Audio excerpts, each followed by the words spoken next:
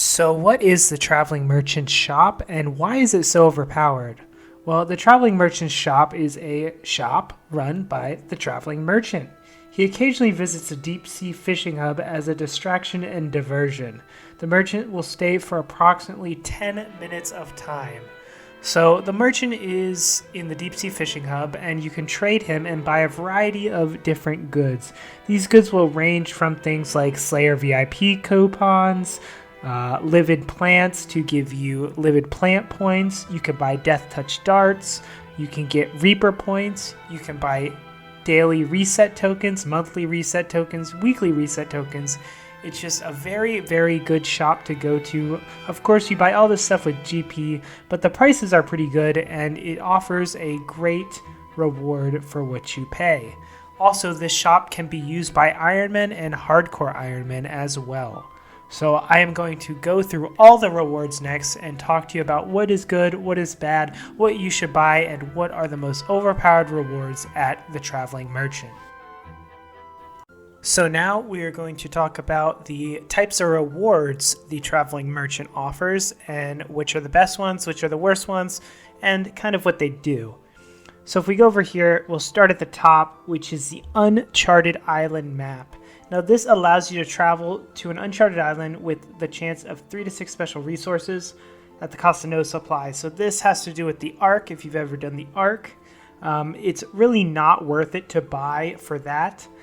But the one thing it does do is you may also rarely receive a red Uncharted Island map, which if you get that, you will actually travel to an island and get the rare hero item called Tavia's Fishing Rod, which is worth 2 to 3 billion GP. It's like Hazelmere's Signet Ring. Now the only thing is, this is extremely rare. So I'm not sure if it's 1 in 100k, 1 in a million, but it is up there in, insane rarity. And it costs 800k. So if you want to take the gamble and buy it for 800k, go ahead. But you may spend, 8 billion GP and never, get Tavia's Fishing Rod. But I sometimes do it if I feel like I can spare the GP, and you can decide for yourself if you want to take that gamble. Now after that we have Barrel of Bait, Tangled Fishbowl, and Broken Fishing Rod. Now these are basically they're upgrades, not upgrades, but like buffs for the Fishing Guild, and I believe so 10% chance to gain an additional catch for 3 minutes. Fishing experience boost, so it's basically a boost for fishing. I think you might have to be doing Fishing Frenzy in the Fishing Guild, but I'm not sure if it works for everything. But generally, these really aren't worth buying. I mean, they're only 50k, but these are, not, crazy rewards or anything. Next, we have the Small Goby Burial Charm and Goby Burial Charm, which is well worth buying. I buy these every time. Basically, this is for Raids reputation. So you can bury these and you'll gain Goby reputation, which will eventually allow you to re-roll your Raids awards and stuff like that. So if you do Raids and you're wanting to, start doing more Raids, Goby Burial Charms, you should definitely buy these. They're very cheap. I jump on these and buy these every time because I do not have full Raids reputation. So next we have Metaphyte Gift Offering, small and medium. These can give you a variety of rewards, like you can just get, a little bit of money from them. You're probably not going to make the money back from buying them, but I believe you can also turn them in for reputation at Menaphos, although not that much, so I'm not sure I would recommend buying these. I mean, they are pretty cheap, so if you are looking for Menaphos rep, they might be something you might want to look at, but generally these are not one of the more popular rewards. Now we have the Unstable Air Rune, which gives you Runespan points. So if you're looking to get Runespan points, of course, you can buy this. I've never bought these. I don't think I ever will. There's nothing with Runespan points that I really, really need or want to buy. So personally, I never buy these. But, if you want Runespan points for whatever reason, you can buy these. Next, we have the Anima Crystal, which is actually a very good item to buy. If you don't have, full reputation at any of the God Wars 2 bosses, it's well worth buying because this will give you 500 faction reputation, which is quite a bit. I think you need 5,000 to be maxed out. And, God Wars 2 reputation increases your drop chance. you know, all kinds of stuff. So it's really worth getting if you plan on doing any God Wars 2. So if you need God Wars 2 reputation, buy these. I know a lot of Ironmen that buy them. My friend is an Ironman. He buys these all the time. So definitely buy the Anima Crystal if you do any God Wars 2 and you're not maxed on reputation. Next is one of the best ones you can actually get, which is Slayer VIP Ticket. So you'll get 1 to 7 Slayer VIP tickets, and if you don't know Slayer VIP tickets, what they do is they basically will let you choose between 2 Slayer tasks instead of 1. So really, really useful for Slayer. I actually would do Cabbage, Face Punch, Bonanza to get these if they're not at the merchant if I'm doing Slayer. So, I mean, if it saves you from doing Cabbage, Face Punch, Bonanza all the time, then it's well worth it. It's only 200k, and I would definitely buy these every time they're up if you are doing a lot of Slayer. Next, we have the D&D token daily, which lets you reset a daily D&D. Not too great. I mean, daily D&Ds you could do every day, so 250k for that, you know, it's not that. It's really not that important. I wouldn't buy these. I don't think many people do. We're moving on to the unfocused damage enhancer, which, again, I'm not sure if anybody really buys these, so pretty useless, I would say.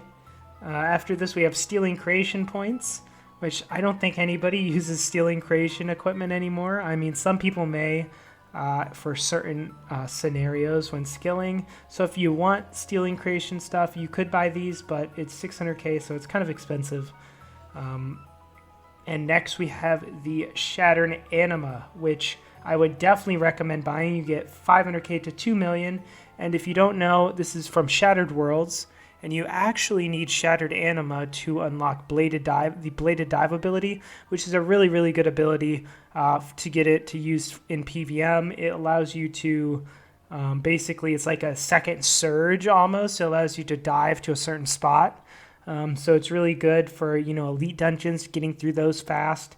It has good uses for bosses like Solok, where you bladed dive into certain spots. Same with Telos. It's really good everywhere, and if you don't have Bladed Dive and you're starting to do advanced PVM or even elite dungeons, I'd recommend doing Shattered Worlds and definitely buying the Shattered Anima whenever it is in the store. Next, we have the Advanced Pulse Core, which you get 1 to 3, and most people know what this does, but it's actually a treasure hunter item, and it gives 50% extra XP that does not stack with other sources of bonus XP, up to the equivalent of a medium prismatic lamp. So honestly, these are really overpriced for what they do. It may sound good, but it's honestly not worth 800k, I don't think. You can buy them if you just really, really want extra XP, but honestly, 800k is a very steep price. Next, we have one of the best rewards in my opinion, which is the Livid Plant. Now, if you don't know, Livid Farm is a minigame, and when you do Livid Farm, you can unlock lunar spells. And the Livid Plant will give you 10,000 to 40,000 produce points. And if you don't know, a lot of lunar spells are very useful, especially Disruption Shield for PVM. It's one of the most useful spells in the game. It will basically disrupt all damage you're taking for one hit. So it's amazing at basically anywhere. I mean, just to use it whenever you have it, it is so good. So Disruption Shield is really good, and Livid Farm is a really, really long minigame and really boring in my opinion, and it just takes forever to do. These are a lot of points for Livid Farm. I mean, I have been doing Livid Farm exclusively through the Traveling Merchant because I just hate the minigame so much. So I would recommend, if you want to get Disruption Shield, if you don't have Disruption Shield, to buy the Livid Plant every single time it's up, because you probably need to buy 10 to 15 Livid Plants, and you'll probably have enough for Disruption Shield. So this is one of the rewards that I look for, and if it's there, I will go every day and buy this. Next is a similarly good one, which is Gift of the Reaper, which gives you 20 Reaper points. It costs 1.2 mil, but this is well worth buying, because for Reaper points, you can buy a Hydrix, and Hydrix is about 50 mil nowadays. So I forget how many points the Hydrix is. It's either 200 or 400, but either way, no matter what the price is, you're always going to get your money's worth, if not more. You're going to get more than your money's worth. So 20 Reaper points is worth well over 1.2 mil if you buy a Hydrix. Of course, you can use these for aura refreshes, which is what I do a lot as well. So Gift of the Reaper is a staple that I buy every time at the Traveling Merchant. Next, we have Silverhawk Down Feathers, which is 1.5 mil for 50 to 100, and I honestly don't think this is worth it. You can just buy Silverhawk Feathers on the GE. I think they may be a little bit more expensive, but I mean, unless you're really, really using Silverhawk boots a ton, I don't think you're going to get much of a discount from this. So maybe in certain scenarios, but you know, it's not a super sought after reward. Next, we have the large Gobi Burial Charm, which we talked about before, but this is just a large version, which I also buy as well. Now we have Message in the Bottle, which is a choice between 3 deep sea fishing booths, which, you know, I'm 99 fishing already, so I haven't had a chance to use these, but for 200k, I don't think this is a very popular reward. I don't think it's going to be something you must have, super overpowered or anything, so, you know, I usually take a pass on that. Next, we have the Dragonkin Lamp, which is an amazing reward. It's only 250k, and it's basically the lamp you get from an effigy. So you'll get a really good amount of XP, I think like 60 to 70k XP if you have level 99 or something like that. So the XP is really, really good. It's only 250k. I actually thought it was more before I started making this, but I'm pretty shocked it's only 250k. So this is definitely a must buy. And you also have a 1 in 100 chance of getting the effigy pet Effie when you open this. So definitely worth it. I always buy these every time. Next, we have the Dungeoneering Wildcard, which I actually used to buy all the time. I don't anymore because I have so many of them. I have like 30 of them. But basically, you consume this card inside of Daemonheim, and you get 50% extra XP and tokens when you do a Dungeoneering floor. So it's well worth it if you're not 120 Dungeoneering. I would use these for every single floor I do to get tokens and experience. It's only 400k, and you get 1 to 3. So if you're not 120 Dungeoneering, this is also a must buy. Next, we have the Menaphite Gift Offering Large, which, like I said before, probably not worth it, but if you're looking for Menaphos rep or want to test your luck, you could buy it. We have Tajitu, which is used for the Ark. It is currency for the Ark. I actually have loads of this just from doing Elite Dungeons 1, so I don't know why anybody would pay 800k for only 3 to 5. So I would say this is definitely a pass here. Next, we have the D&D token weekly and D&D token monthly. I personally buy the weekly and monthly just because the weekly I'll use to reset the Skeletal Horror, which gives me an elite clue. So I'll get 2 elite clues each week. There are a lot of good weekly D&Ds, so this is a really good one to buy, as well as the D&D token monthly, which you can use to reset Troll Invasion and do Troll Invasion twice for more XP, or you can use it to reset the Giant Oyster every month and loot it twice, which is usually what I do. I reset the Giant Oyster and loot it twice. Next, we have the Starved Ancient Effigy, which is pretty much the same as the Dragonkin Lamp, except you're going to get XP from completing it and from the lamp. So you get more XP than just the lamp, but this is also one that I always buy. 1 mil isn't that much, seeing as the XP you can get is really, really good, and it's buyable XP for money. That is, you know, it's a good return for your money, so I would definitely recommend this. Harmonic Dust for 2 million. This can be used to make crystal tools, to make the crystal teleport seed to teleport around Prifendas. So this is, I would say, worth buying just because of how long it takes to get Harmonic Dust. So if you really want to make a crystal weapon fast, I would recommend buying this. If you don't really care, then you don't have to buy it. Next, we have the Crystal Triskelion Key, which is 2 million, which is kind of a steep price. However, sometimes I buy this, not all the time, but sometimes, because it gives an elite clue and will also give you some of your money back in loot.